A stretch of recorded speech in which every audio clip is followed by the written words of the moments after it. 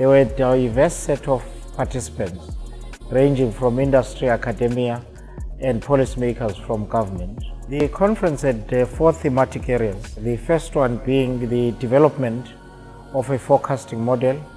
The second one, the need to ensure greater industry participation. The third one being building capacity around TVET colleges. The last one is to prepare for the 4th industrial revolution and its impact in skills development in the sector.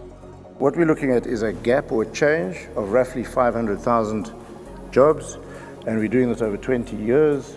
So 500,000 divided by 20, we're getting to around about 25,000 odd jobs required per year. Colleagues have mentioned before, we need to have that industry input so that we can better develop and implement the interventions going forward that will meet the industry needs and avoid training for unemployment. Engage us as private sector. We know what we want, we have the answers, and we are willing to participate.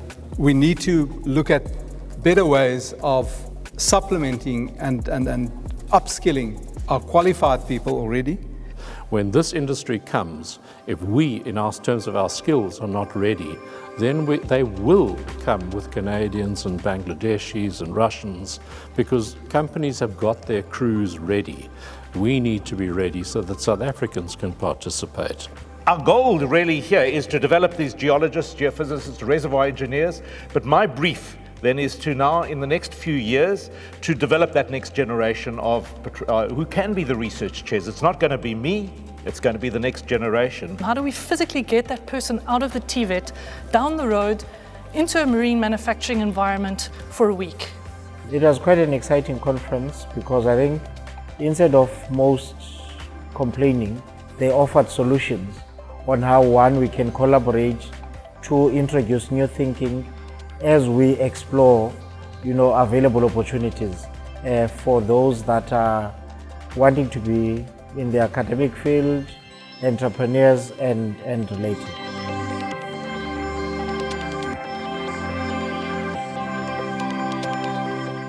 Conferences like this are very important so that we as industry, we get to engage and have this very frank discussion in trying to ascertain at which level is every person operating at, and try to close the gaps.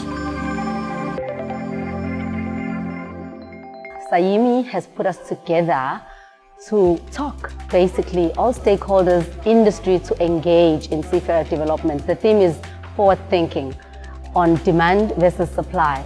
So much came through. So today's day 2.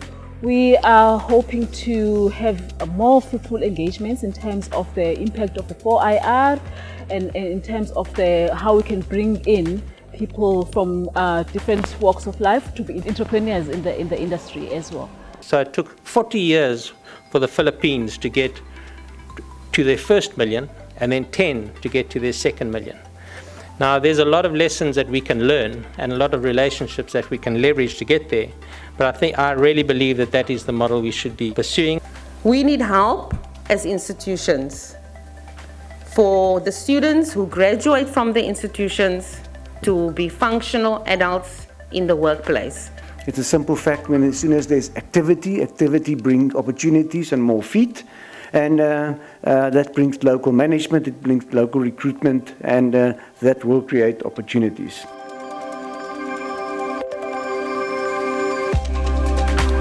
We actually really see the energy that South African maritime experts have, and also willing to know more about what is coming to the next, and also they're really willing to learn and striving for change, and that great level of energy is really moving forward for the tomorrow's South African maritime industry.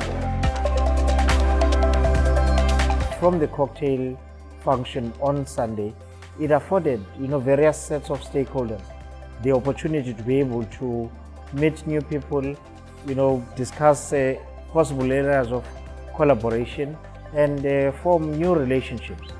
And for us as SAIMI, I think it's wonderful because our role is that of a facilitator as well as that of a coordinator.